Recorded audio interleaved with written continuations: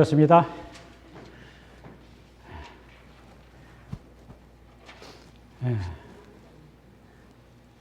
오늘은 2024년 7월 세 번째 주일, 7월 21일 주일입니다. 오늘 한 해에 예배드려 나오신 여러분들을 주님의 이름으로 환영하고 축복합니다.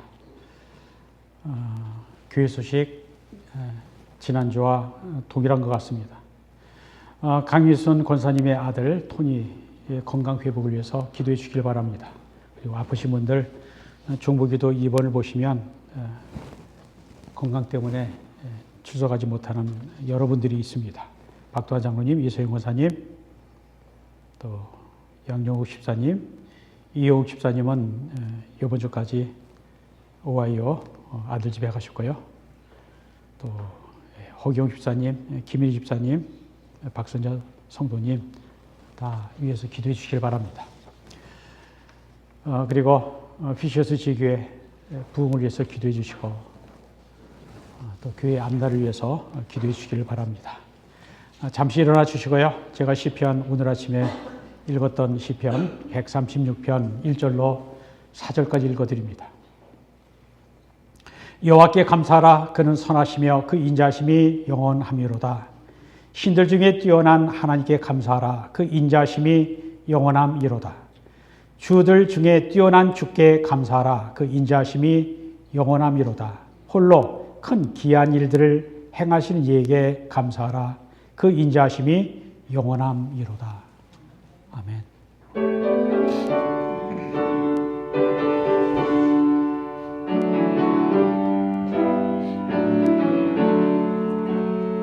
This is my story, this is my song, praising my Savior all the day long. This is my story, this is my song, praising my Savior all the day long. 이곳이 나의 간증이요, 이곳이 나의 찬송일세. 나 사는 동안 끊임없이 구주를 찬송하리로다.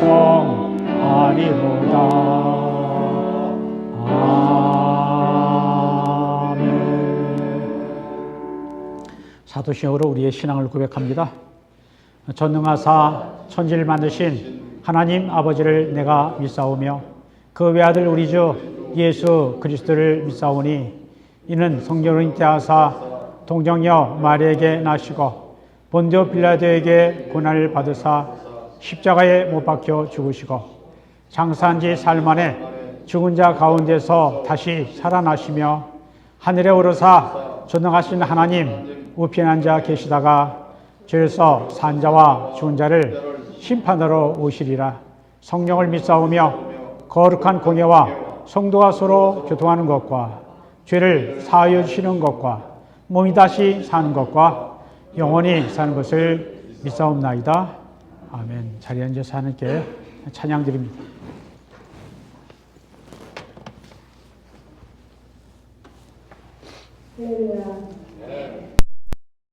연약하고 부족한 저희들을 오늘도 주님의 권능의 팔로 붙으셔서 귀한 하나님 보좌 앞으로 나올 수 있도록 우리를 인도하신 하나님 아버지께 감사드립니다.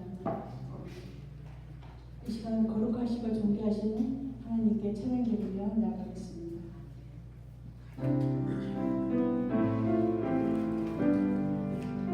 한국말로만 하겠습니다.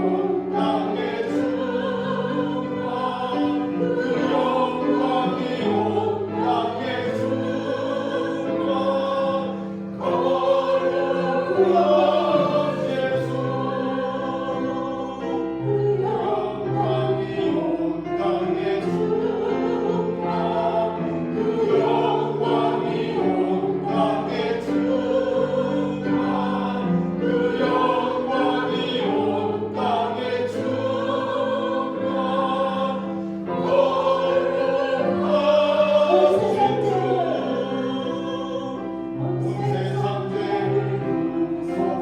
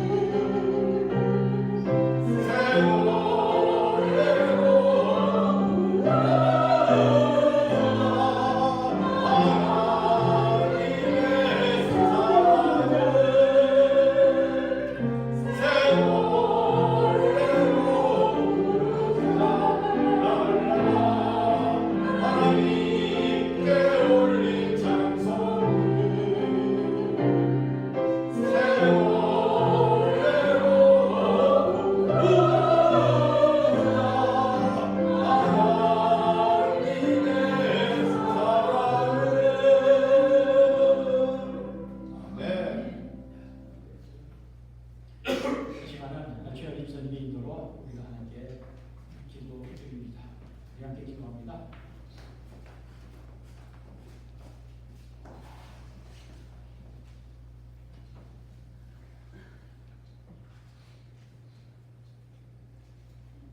다 같이 기도드리겠습니다. 말씀으로 만물을 창조하시고 그 창조물을 운행하신 창조주 하나님 아버지, 이날도 아버지 하나님의 축복 가운데 말씀의 잔치로 인도하여 주시니 하나님 아버지 감사합니다. 하나님 아버지, 말씀으로 저희의 외적 모습과 또 내면까지도 소독하시사 범사에서 겸손하며 성결을 이루고 또 그것들을 지켜내게끔 촉구하여 주시니 하나님 아버지 감사합니다. 아멘. 하나님 아버지, 저희 이 피조물들이 아버지 하나님의 말씀을 사모하도록 축복하여 주시니 아버지 하나님 감사합니다. 아멘. 그래서 아멘. 신실한 신앙인의 심령을 소유하도록 성령 하나님 아버지 동행하여 주시니 아멘. 아버지 하나님께 감사를 올립니다. 아멘. 하나님 아버지, 아버지 하나님의 보살핌 없이는 저희는 한 발짝도 나아가지 못합니다. 무지합니다. 연약합니다. 한 치 앞도 보지 못합니다. 저희 삶 가운데 자정하시사 범사에서 이끌어 주시옵소서. 아멘. 저희 교우들의 간절한 간구들을 들으시고 응답하여 주시옵소서. 단위에 세우신 저희 귀한 목자 성령 하나님 지키시고 세우셔서 귀하고 참하고 달고 오묘한 꼴로 먹이는 자가 또 먹는 자가 하나같이 아버지 하나님의 축복과 영광을 받아 그 넘쳐나는 영광으로 감격스러운 이 시간과 이 공동체가 되도록 아버지 하나님 인도해 주시옵소서. 아멘. 아버지 하나님 감사합니다. 아멘. 피셔지교회 아버지 하나님의 크나큰 축복으로 채워주시옵소서. 주여. 아멘. 감히 아버지 하나님의 선물을 이 입술에 올릴 수 없는 지체이거나 예수 그리스도의 분부를 힘입어 이 모든 말씀 우리 주 예수 그리스도 이름으로 간절히 기도드리옵나이다. 아멘. 아멘.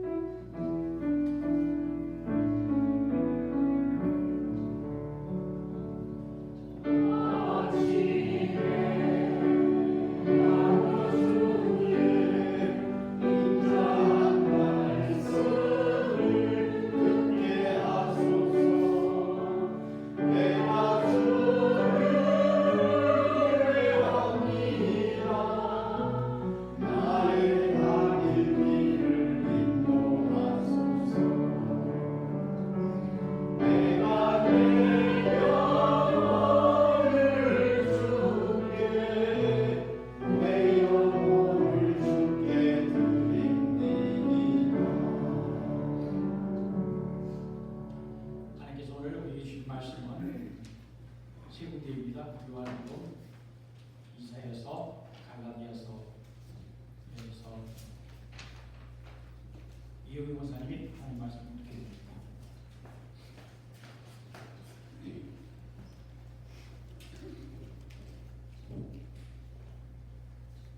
말씀이 육신이 되어 우리 가운데 거하시네 우리가 그의 영광을 보니 아버지의 독생자의 영광이요 은혜와 자비가 충만하더라.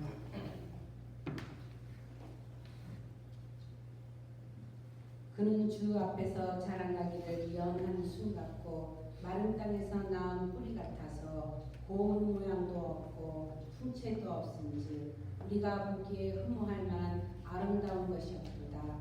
그는 멸시를 받아 사람들에게 버림받았으며 간고를 많이 겪었으며 질거를 아는 자라. 마치 사람들이 그에게서 얼굴을 가리는 것 같이 멸시를 당하였고 우리도 그를 귀히 여기지 아니하였도다. 그는 실로 우리의 징벌을 지고 우리의 슬픔을 당하였거늘 우리는 생각하기를 그는 징벌을 받아 하나님께 맞으며 고난을 당한다 하였노라.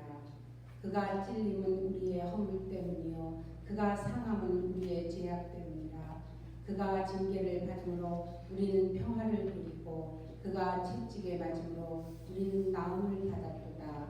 우리는 다 양 같아서 그릇 행하여 각기 제 길로 갔거늘 여호와께서는 우리 모두의 죄악을 그에게 담당시키셨도다. 그가 곤욕을 당하여 괴로움을 들고 그의 입을 열지 아니하였으며 마치 도수장으로 끌려가는 어린 양과 털 깎는 자 앞에서 잠잠한 양같이 그의 입을 열지 아니하였도다. 그러나 내게는 우리 주 예수 그리스도의 십자가 외에 결코 자랑할 만한 것이 없으니 그리스도로 말미암아 세상이 나를 대하여 십자가에 못 박히고 내가 또한 세상을 대하여 그러한다. 아멘. 주님의 말씀입니다. 할렐루야. 아멘. 오늘 주님의 날 이 주일 아침에 하나님께 예배 드리는 여러분들에게 하나님 우리 아버지와 주 예수 그리스도부터 은혜와 평강이 있기를 기원합니다. 지금으로부터 약 2500년 전 그리스 철학자 플라톤이 제자들에게 물었습니다. 아름다움이란 무엇인가? 그때 제자 중 하나가 대답합니다. 소녀가 아름답습니다. 처녀가 아름답다는 거죠. 플라톤이 말합니다. 자네 말은 맞지만 아름다운 말도 아름답다네. 그리고 이어서 플라톤은 송아지도 아름답고 꽃도 아름답고 나무도 아름답다라고 하면서 계속 아름다운 것을 이어나갔습니다. 그 제자는 아름다움에 대해서 아무것도 모른다고 하는 사실을 인정할 수밖에 없었습니다. 14세기부터 16세기 유럽의 이탈리아 피렌체를 중심으로 르네상스라고 하는 문예 부흥운동이 일어났습니다. 르네상스는 중세기 교회의 억압으로부터 인간 이성의 해방을 가져온 운동으로 평가되지만 그 뿌리를 보면 고대 그리스 문화의 부활을 의미합니다. 중학교 미술 교과서에 나오는 미켈란젤로 그리고 레오나르도 다빈치, 라파엘 등 많은 천재 조각가와 예술가들이 그 르네상스 부흥 운동을 이끌었습니다. 여기에 또 미켈란젤로의 다윗을 대리석으로 조각한 그것을 말하죠. 한 4m 정도 된다고 합니다. 그런데 제가 이미지를 안 띄워놨습니다. 옷을 벗겨놨기 때문입니다. 그리고 피에타라고 하는 대리석 조각이 있는데 이것을 보면 정말 아름답습니다. 피에타는 지금 슬라이드에 나오죠. 십자가에서 죽은 예수를 마리아가 무릎 위에 놓고 슬픔이 가득한 눈으로 바라보는 대리석 조각입니다. 피에타 조각상은 바티칸 궁의 베드로 성당에 있는 조각상이고 순환이 많았습니다. 어떤 정신없는 사람이 망치로 두들겨서 일부를 훼손했던 그 일 때문에 방탄유리로 지금은 감싸고 있다고 합니다. 피에타, 이탈리아 말인데 영어 PD라고 하는 뜻입니다. PD가 뭡니까? 컴패션이죠. 함께 고통을 느끼는, 긍휼히 여기는 최일애이라고 하는 그러한 뜻의 조각상입니다.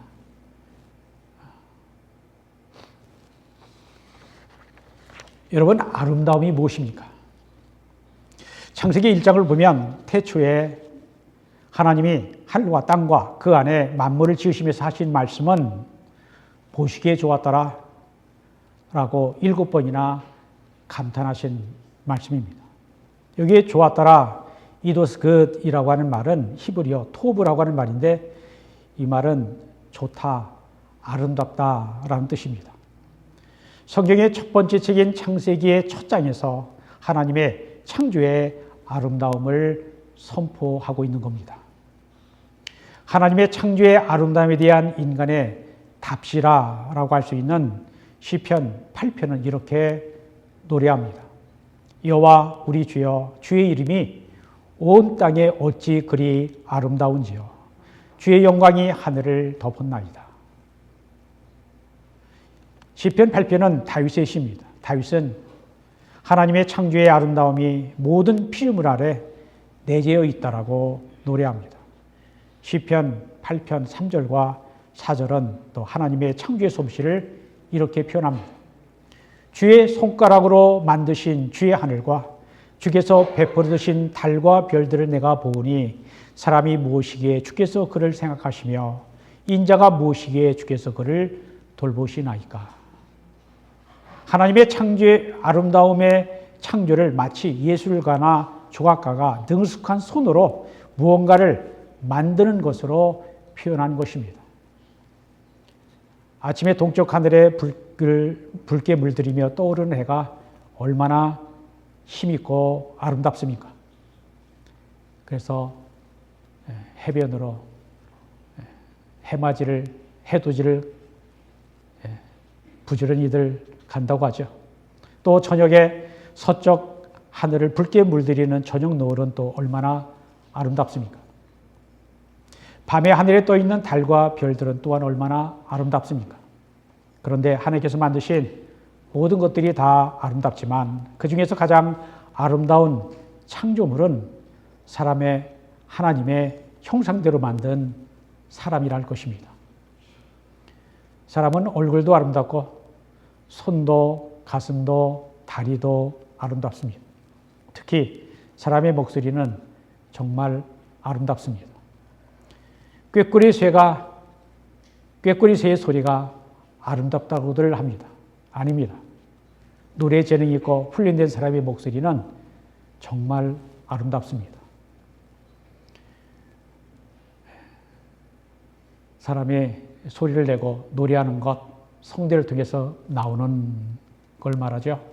하나님이 그것을 참 어떻게 만들어 주셨는지, 금관악기, 목관악기, 그것보다 더 아름다운 소리가 사람의 목소리 아닌가 하는 생각을 해봅니다. 하나님의 창조의 아름다움을 알았던 시편 19편의 저자는 이렇게 노래합니다. 1절입니다. 하늘에 하나님의 영광을 선포하고 이 궁창은 하늘입니다. 그의 손으로 하신 일을 나타내는도다. 여기서 영광은 히브리어 카봇이라고 하는 말인데 그 뜻은 놀라울 정도로 아름답다라는 겁니다. 하늘을 보니까 하나님의 임재를 알겠다라는 것이죠. 하나님의 영광과 하나님의 아름다움은 서로 다른 것이 아니라 하나입니다. 이사야서 35장 2절을 보면 그것들이 여호와의 영광 곧 우리 하나님의 아름다움을 보리로다라고 하였습니다. 하나님의 영광 안에 하나님의 아름다움이 있습니다. 하나님의 아름다움이 하나님의 영광입니다. 온 우주와 만물 안에 그것들을 지으신 창조주의 신성과 숨결이 깃들여 있습니다. 그래서 온 세상의 피조물들이 하나님의 영광과 하나님의 아름다움을 드러내는 것입니다.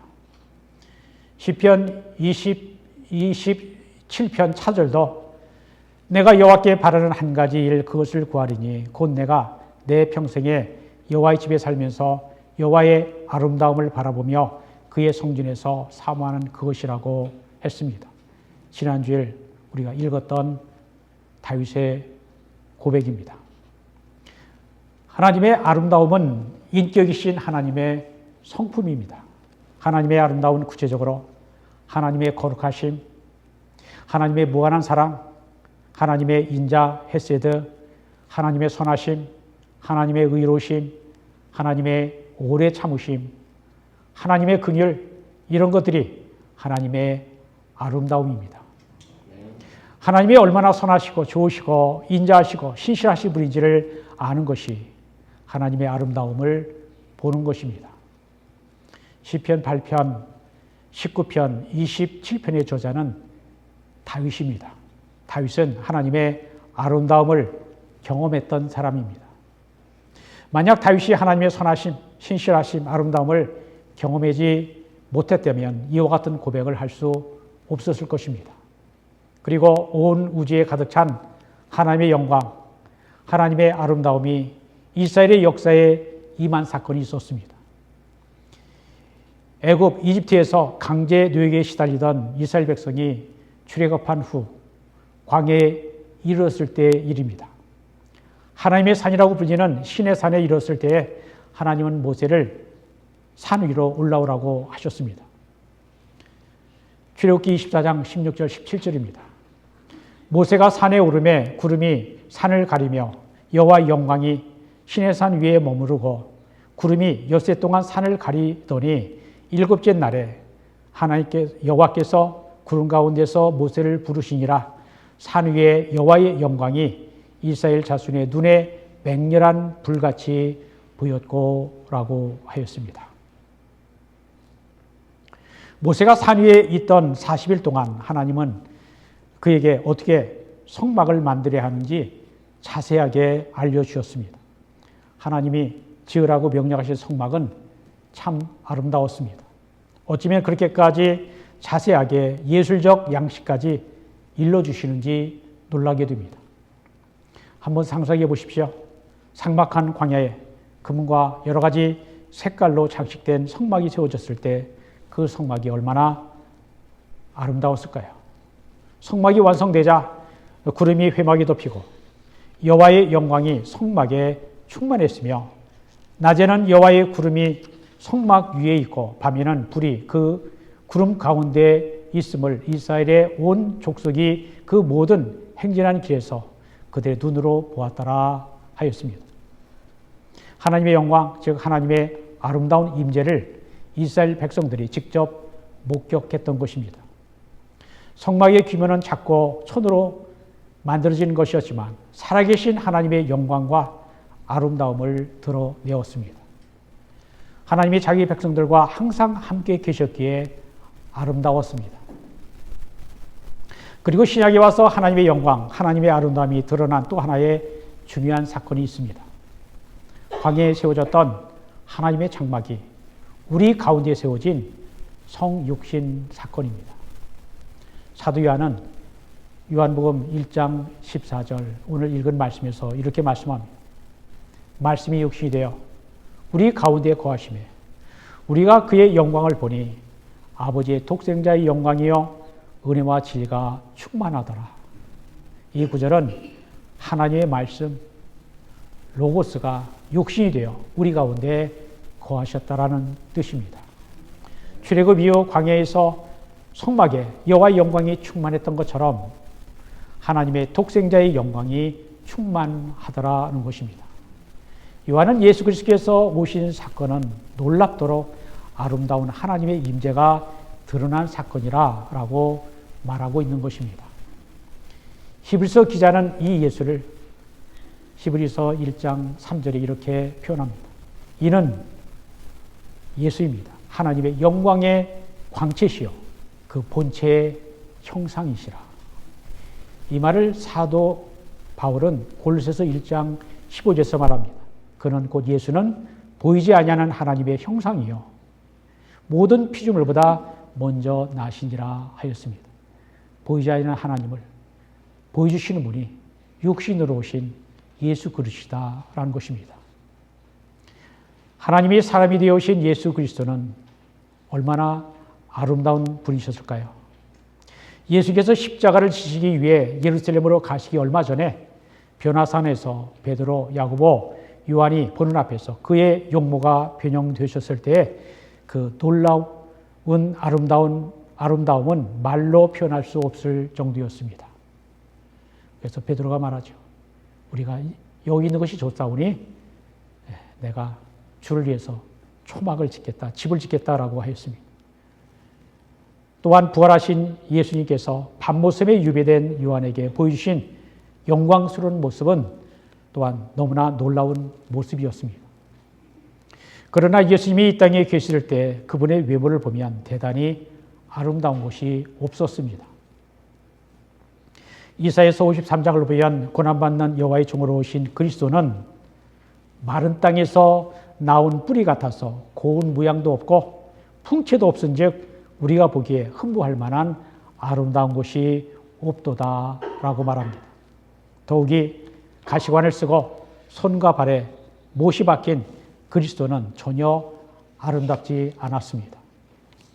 그래서 어떤 철학자의 말처럼 채찍질을 당하고 가시관을 쓰고 골고다 언덕 사형장으로 십자가를 짊어지고 가서 거기에 매달려 고통으로 죽어가는 예수의 모습은 고대 그리스, 곧 헬라의 미 아름다움이라는 개념으로는 도저히 표현할 수 없습니다. 라고 하였습니다. 말이 좀 어렵습니까? 아까 보셨죠? 미켈란젤로 다윗을 참 대리석으로 아름답게 표현했습니다. 곱슬머리에 근육이 적당히 있고 그리고 그 손은 골리앗을 죽인 그 힘이 있다라고 해서 좀 기형적으로 손이 조금 크게 표현되어 있습니다. 정말 다윗이 그렇게 아름다웠는지 성경에도 표현되어 있지 않고 우리는 모릅니다. 그런데 또 어떤 영화에서 표현을 보면은 샤워를 제대로 못해서 머리카락은 쭈삣쭈삣하고 그러한 다윗이 골리앗과 마주하는 그러한 모습으로도 촬영된 그러한 영화를 본 적도 있습니다. 우리가 볼 때 예수님 오늘 우리가 사는 이때에 오신다면 이분이 예수님이구나 하는 걸 우리가 알 수 있을까요? 알 수 없을 거라 저는 생각합니다. 어떤 철학자, 사실은 근대의 독일 철학자 헤겔의 말인데 한번 다시 읽어드립니다. 채찍질 당하고 가시관 쓰고 골고다 언덕 사형장으로 십자가를 짊어지고 가서 거기에 매달려 고통으로 죽어가는 예수의 모습은 고대 헬라 그리스의 아름다움이라고 하는 개념으로는 표현할 수가 없습니다. 하지만 우리가 매년 고난주간을 맞이할 때마다 찬송가 144장 예수 나를 위하여 이 찬송 4절에 이렇게 표현합니다. 아름답다 예수여. 어떻게 십자가에 달리신 예수를 보며 아름답다라고 말할 수 있을까요? 십자가의 고난을 받는 그리스도에 관한 이사야 53장을 좀 더 읽어드립니다. 4절입니다. 그는 실로 우리의 질고를 지고 우리의 슬픔을 당하였거늘. 5절에 그가 찔림은 우리의 허물 때문이요 그가 상함은 우리의 죄악 때문이라. 그가 징계를 받음으로 우리는 평화를 누리고 그가 채찍에 맞음으로 우리는 나음을 받았도다. 7절입니다. 그가 곤욕을 당하여 괴로울 때에도 그의 입을 열지 아니하였으며 마치 도수장으로 끌려가는 어린 양과 털 깎는 자 앞에서 잠잠한 양같이 그 입을 열지 아니하였도다. 겟세마네 동산에서 기도하시던 주님, 그리고 마지막 7번째 십자가상에서 내 영혼을 주께 부탁하나이다 하시던 그분의 모습이 그려지지 않습니까? 남의 고통을 덜어주려고 대신 고통의 짐을 짊어지는 사람, 누군가의 생명을 살리려고 자기 목숨을 버리는 사람보다 더 아름다운 사람은 없습니다. 남의 고통을 대신 짊어지신 분은 우리 구주 예수 그리스도이십니다. 예수라고 이름은 여호와는 구원이시다라는 뜻입니다. 우리를 살리기 위해, 우리를 구원하기 위해 죽으신 그리스도의 구원 행위의 아름다움은 우리가 사람의 말로 다 표현할 수가 없습니다. 그저 감동과 감격이 있을 뿐입니다.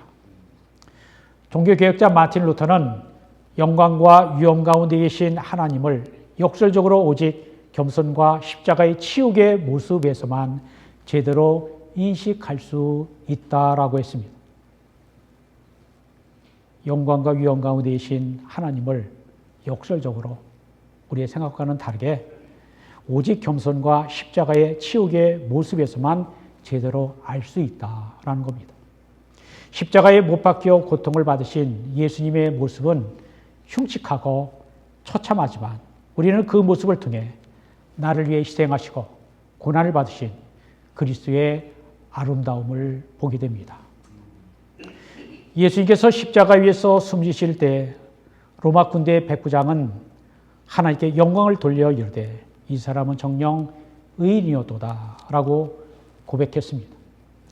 예수의 십자가를 보고 하나님께 영광을 돌렸다라고 하는 말은 십자가에서 하나님의 아름다움을 보았다라는 것입니다. 예수님을 십자가에 못 박은 로마 군대의 장교도 십자가에서 하나님의 영광, 하나님의 아름다움을 보았던 것입니다. 십자가는 역사상 최고의 추함이 최고의 아름다움으로 변화된 하나님의 구원 사건입니다. 아름다움에 관한 인간의 평가는 주로 외적인 것입니다. 그래서 사람들은 자기의 외모, 겉모습을 아름답게 꾸미려고 합니다. 그러나 하나님의 아름다움은 내면, 본질에 관한 것입니다. 하나님은 우리 마음속을 바꿔서 아름다운 인격을 가진 사람으로 만들려고 하십니다. 하나님과 사람 앞에서 겸손하고 자기 십자가를 지는 사람이 진정 아름다운 사람입니다. 십자가는 본래 아름다운 것이 아닙니다. 십자가 형벌은 하나님의 심판, 저주의 상징이었습니다. 신명기 21장 23절에 말씀합니다. 나무에 달린 자는 하나님께 저주를 받았음이니라. 다만 십자가는 자기 희생이라고 하는 사랑의 표현으로서 아름다운 것입니다. 십자가는 예수님의 자기 비움, 자기 부정, 자기 내어줌, 자기 희생과 고통입니다. 이것이 십자가의 아름다움입니다. 그래서 우리가 아름답다 예수여 라고 노래하고 찬양하는 이유입니다. 그리스도인은 예수님께서 십자가를 치실 때 머리에 가시관 쓰시고 온몸에 채찍을 맞으시고 옆구리에 창에 찔리심으로 모든 피를 흘리신 십자가에서 하나님의 영광을 보는 사람들입니다. 예수님께서 공생의 사역을 하실 때 각색 병에 걸린 병자들을 고치셨고 가난한 자들과 음식을 나누시고 고아와 과부 같은 약자 편에 서시고 목자 없는 양 같은 사람들을 하나님 말씀으로 가르치신 예수님의 모습에서 하나님의 아름다움을 보는 것입니다. 예수님의 삶에는 하나님의 영광, 하나님의 아름다움이 빛이 났습니다. 고통 없는 아름다움, 아픔 없는 아름다움은 없습니다. 러시아의 문호 톨스토이는 말했습니다. 만약 당신이 고통을 느낀다면 당신은 살아있다는 뜻입니다. 만약 당신이 다른 사람의 고통을 느낀다면 당신이 인간이라고 하는 뜻입니다. 이렇지 못한 경우가 너무나 많기 때문에 문학가는 이렇게 말한 것, 우리가 죽고 나면 양심이 없으면 아픔도 고통도 없죠. 남의 고통을 보면서 내 고통으로 느끼지 못한다면 사람이 아니라는 것입니다. 이것을 누가 가장 많이 느끼실까요? 바로 우리 주 그리스도십니다. 하나님의 우리를 향한 사랑의 고통이 바로 예수님의 십자가입니다. 예수의 십자가는 하나님의 자기 희생, 자기 내어줌입니다.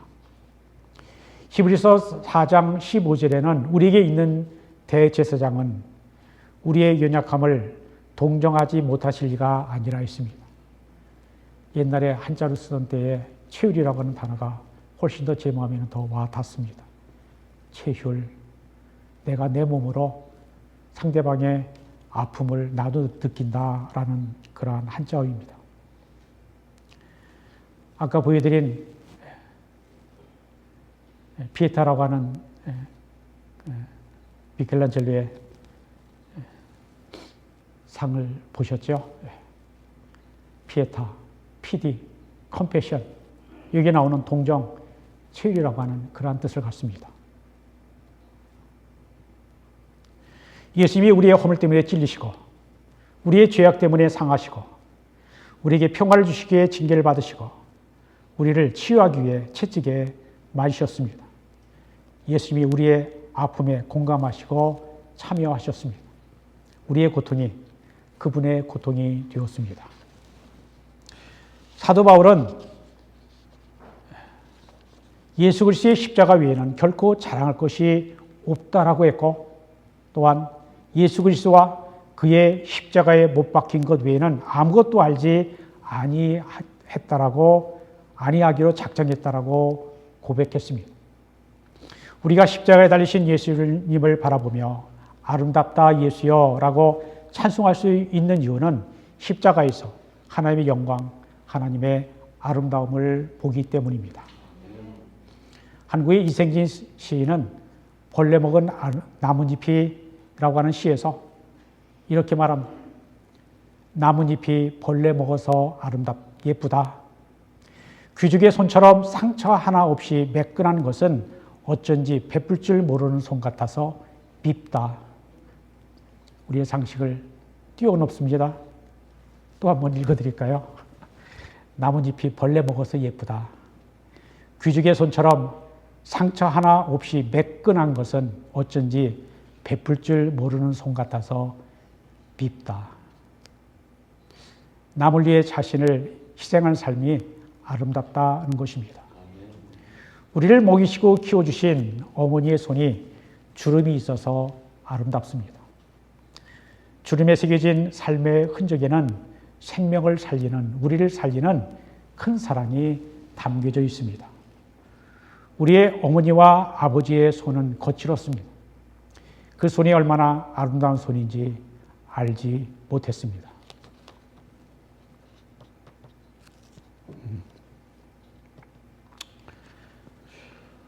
살아계실 적 한 번이라도 더 잡아드렸어야 됐는데 그 아름다운 거친 손을 잡아드릴 수가 없습니다. 예수님의 손도 고왔을 리가 없습니다. 여기저기 상처나고 거칠어진 목수의 손이었기 때문입니다. 더구나 십자가에 못 박힌 주님의 손은 상처투성이었습니다. 피를 흘리신 그 손이 우리를 살리고 끊임없이 보살펴주는 손인 것을 모르고 불평했습니다. 그분의 십자가에 아름다움을 높이는 영적인 맹이었던 것을 오늘도 회개합니다. 기독교 신앙은 예수님의 십자가에 아름다움을 볼 줄 아는 데서 출발합니다. 머리로 이해한 교리가 아니라 의무로 실천한 행위가 아니라 우리의 가슴으로 감동하고 알게 된 그리스도의 아름다움에서 신앙이 시작합니다. 예수 그리스도의 거친 십자가의 아름다움을 모르는 신앙은 바른 신앙이 아닙니다. 성 어거스틴은 그의 고백록 컨페션스에서 이제 나는 오래된 그럼에도 늘 새로운 아름다우신 하나님을 사랑하나이다. 이렇게 고백했습니다. 그는 하나님의 아름다움을 그의 인생에서 너무 늦게 사랑하게 된 것이 너무나 후회가 된다라고 고백했습니다. 기독교 신앙은 하나님의 아름다움, 예수님의 십자가, 사랑함으로 시작합니다. 우리가 믿음을 가지려면 예수님의 십자가에 초점을 맞춰야 합니다. 예수님의 십자가가 아름답게 느껴질 때 신앙은 깊어지는 것입니다. 테레사 수녀는 캘커타에서 새로운 일을 시작할 때 이렇게 말했다고 합니다. 이제 하나님을 위해 아름다운 일을 시작해 봅시다. 그가 힘들고 굳은 일을 아름다운 일이라고 말한 이유는 무엇이었을까요? 영광적이신 하나님이 아들 예수를 이 땅에 보내시고 십자가에 자신을 희생함으로 우리를 살리는 아름다운 구원을 이루신 분이기 때문입니다. 베드로는 우리가 택하신 족속이요 왕 같은 제사장들이요 거룩한 나라요 그의 소유된 백성이라고 했습니다. 이 다음 구절 때문에 이 구절을 찾았습니다. 하나님께서 우리를 왕같은 제사장으로 선택하신 이유는 무엇일까요? 그 뒤에 나옵니다. 어두운 데서 불러내어 그의 귀한 빛에 들어가게 하신 이의 아름다운 덕을 선포하게 하려 하심이라.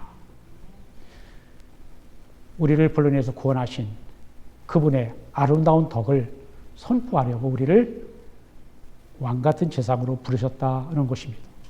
하나님이 우리를 어두운 세상에서 불러신 이유는 하나님의 아름다움, 예수님의 아름다운 덕을 선포하기 위함입니다. 하나님의 아름다운 덕을 선포하는 것은 예수님의 십자가를 통해 우리를 구원하신 그 복음을 전하는 것입니다. 성도 여러분, 우리의 구원, 우리를 속량하신 하나님의 영광과 아름다움을 바라보고 하나님의 은혜를 찬양하며 예수님의 십자가의 구원을 선포하는 자로 오늘도 예수님의 아름다운 이름을 찬송하고 아름답게 살아가시기를 예수님의 이름으로 축원드립니다. 기도합니다. 하나님 감사합니다.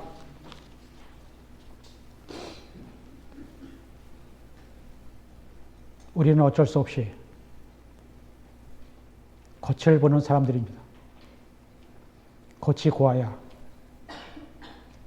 겉이 매끈해야 아름답다라고 말합니다.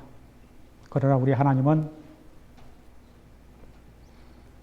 그 아름다우신 영광 중에 계신 아들 예수를 이 땅에 우리와, 아니 우리보다 더 낮은 자리에 태어나게 하시고 목수의 일도 하게 하시고 결국에는 십자가에서 그 손과 발에 못 박히시고 가시관 쓰시고 채찍에 맞으시고 우리의 모든 죄짐을 짊어지게 하셔서 흉측한 모습으로 하나님의 아들이 우리의 죄짐을 짊어지시고 우리를 용서하신 것을 보며 그 예수는 아름답다. 그 예수님이 지신 십자가 아름답다라고 고백하는 우리가 되게 하신 것 감사합니다. 우리의 눈을 여셔서 겉만이 아니라 우리의 속을 예수님을 닮아 가는 하나님의 백성, 예수님의 제자가 되도록 우리를 도우시고 인도하시옵소서. 그래서 주님, 하나님의 영광, 하나님의 아름다움, 예수님의 영광, 예수님의 아름다움, 성령님의 인도하심을 우리의 삶 가운데 느끼고 감격하고 찬송하며 살 수 있도록 도와주옵소서. 예수님 이름으로 기도합니다. 144장 예수님을 위하여 찬송합니다.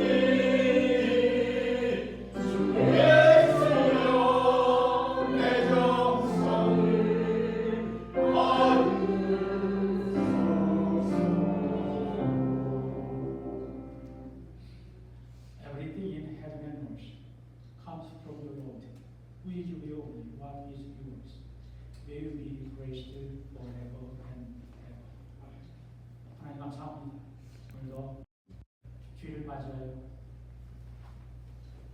영광을 주시고 아름다우신 우리 하나님께 예배하시면 감사합니다. 하나님은 천지를 창조하실 뿐만 아니라 우리를 구원하시기 위해 아들 독생자 예수 그리스도를 이 땅에 보내시고 십자가에 우리 대신 죄 맞으시고 상하시고 피 흘리시고 대신 죽어주심으로 우리를 살리시고 영원한 생명 약속해 주시는 것, 그 주님의 십자가에 대한 하나님의 사랑과 은혜 보게 하셔서 예수님의 그 본이 얼마나 고맙고 아름다운지 깊이 깨달아가는 우리가 되도록 도와주옵소서. 아멘. 그래서 주님, 우리를 보실 때 아들 예수까지 내어주셔서 그래도 좋다라고 기쁘다라고 하신 그 주님의 마음을 아는 우리가 되어 우리도 주님 그 일이 여길 줄 아는 불쌍히 여길 줄 아는 마음이 있게 주옵소서. 아멘. 예수님 사랑하고 이웃을 사랑하며 살 수 있도록 도와주옵소서. 아멘. 세상을 위해서 기도하게 하시고 하나님 나라의 뜻을 구하는 우리가 되도록 우리를 사용해 주옵소서. 아멘. 예수 그리스도 이름으로 주님 앞에 흩어진 모든 것들 주님 다 받아주시고 주님 뜻을 위해 귀하게 사용하여 주옵소서. 아멘. 이 모든 말씀 예수 그리스도 이름으로 축복하며 기도합니다. 아멘. 이제는 우리 주 예수 그리스도의 은혜와 하나님 아버지의 크신 사랑과 성령의 교통하심이 예수님의 구원의 아름다움, 십자가의 아름다움을 바라보며 성령님의 의지에서 세상에 나가는 주의 사랑하는 백성들 위해 이제부터 영원토록 함께 하시기를 간절히 축원합니다. 아멘.